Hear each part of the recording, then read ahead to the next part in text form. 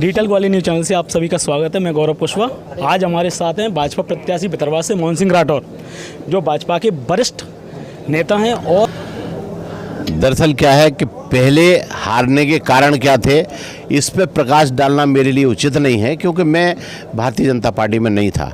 लेकिन अब मैं इतना जानता हूं कि भारतीय जनता पार्टी में आने के बाद ईमानदारी, मेहनत और लगन से हमने गरीब की लड़ाई उसके साथ कंधे से कंधा मिला के लड़ी।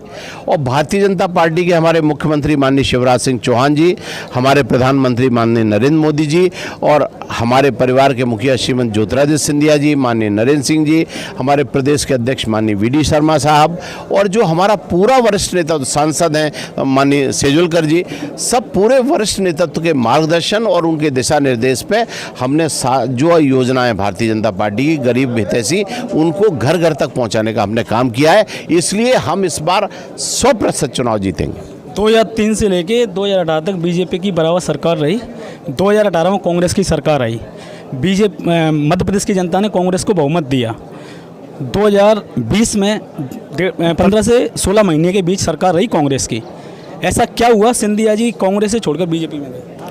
देखिए, जिन मुद्दों को लेकर सिंधिया जी ने इस पूरे मध्य प्रदेश में 170 सभाएं ली, माननीय कमलनाथ जी जो मुख्यमंत्री बने वो मुश्किल से 15 सभाएं भी जिन्होंने नहीं ली थी।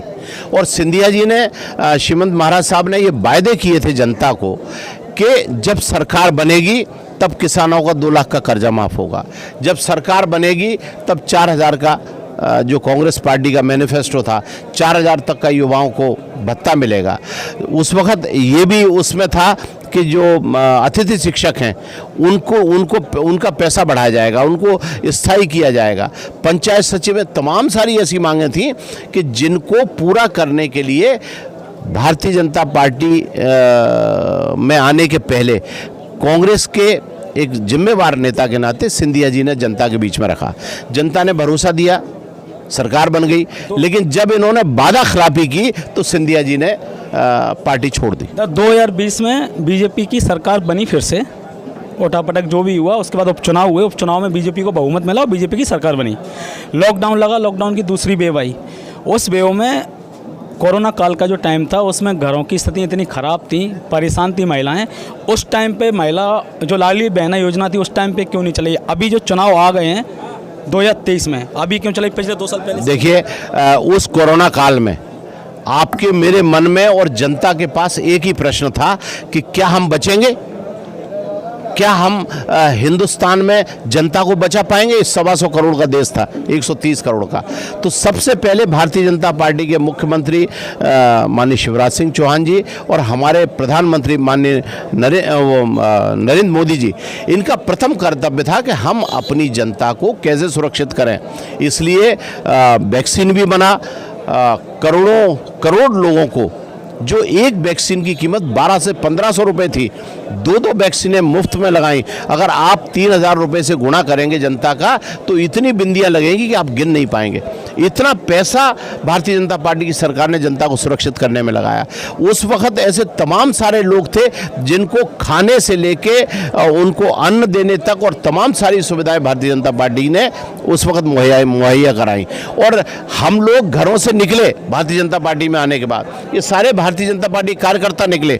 लेकिन आपको एक गांव में एक आदमी नहीं मिलेगा जो ये कहे कि वर्तमान भितरवार का विधायक जिसको 15 करोड़ मिलते हैं, जनता के लिए 50 लाख रुपए मिलते हैं, वो एक खाने का पैकेट भी किसी जनता के बीच में लेके पहुंचाओ। तो फिर भी वो भितरवार विधानसभा से 2008 से 13, 13 से 18, 18 से 23 लगातार जीतते आ रहे हैं। दरअसल क्या है, उनके जो भ्रष्टाचार थे, उनकी जो कमियां थी, वो जनता के सामने उजागर नहीं हो पाई। इस बार हमने 3 वर्षों में उनके एक काले कारनामे को जनता के बीच में उजागर किया है।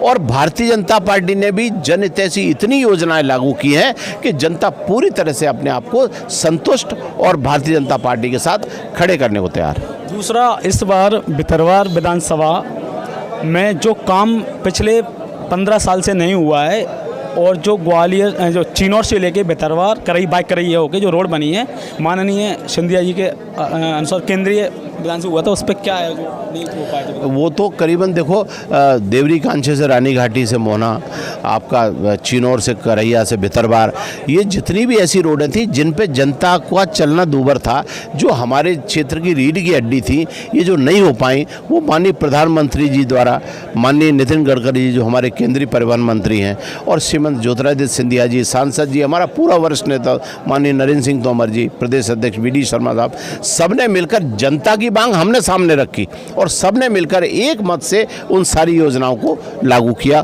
करोड़ों करोड़ों रुपया स्वीकृत किया। बेतरवार विधानसभा में ऐसा कहा जाता है कि बीजेपी से जर्नल का कैटेगरी के प्रत्याशी जब भी आते हैं तो एक असमंजस बनी रहती है बीजेपी के लिए, या बीजेपी प्रत्याशी जानबूझकर आते हैं, मतलब बीजेपी लेके आती है कि ऐसा कुछ है? भारतीय जनता पार्टी में न जाति है न बिरादरी है, यहाँ केवल मेहनत है। कार्यकर्ता यहाँ का चुनाव लड़ता है और कार्यकर्ता ही चुनाव लड़ेगा। जिसको भी उन्होंने चेहरा बनाया है उसको हज़ारों हज़ारों मतों से जिताएगा। आज हमारे साथ थे माननीय मोहन सिंह राठौर जी, जो बीजेपी से प्रत्याशी हैं। पिछले कई बार से इनका प्रयास था कि ये जनता की सेवा करें, और ये ग्वालियर चंबल संभाग में इनका एक ओहदा है, राजनीति के क्षेत्र में इनका नाम है। मैं डिजिटल ग्वालियर चैनल से मैं गौरव कुशवाहा, कैमरामैन रमेश यादव के साथ। बहुत बहुत धन्यवाद।